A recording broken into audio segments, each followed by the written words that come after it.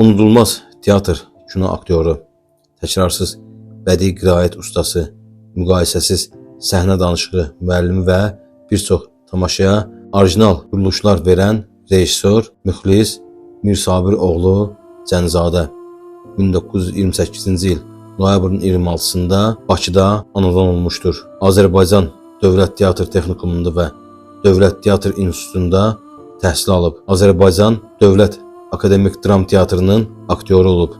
1961-ci ildən ömrünün sonunadək Azərbaycan Dövlət Teatr İnstitutunda dərsləyib. İnstitutun tədris teatrında Təbilçi qız, Aydın, Qaraçılar, Ləmalar və s. tamaşalara quruluş verib. Azərbaycan Radiosunun Qızıl Fondunda, Dövlət Səs Yazma Fondunda ifasında bədii qiraət nümunələri saxlanılır. SSR kinematoqrafçılarının istehsalı olan Sonuncu Qum Təpəsi, Namus uğrunda filmlərində çəkilib. 30-a yaxın ekran əsəri onun adı ilə bağlıdır. İstedadlı sənətkar aktyorumuz Müxlis Cənizadə 1972-ci ildə vəfat edib.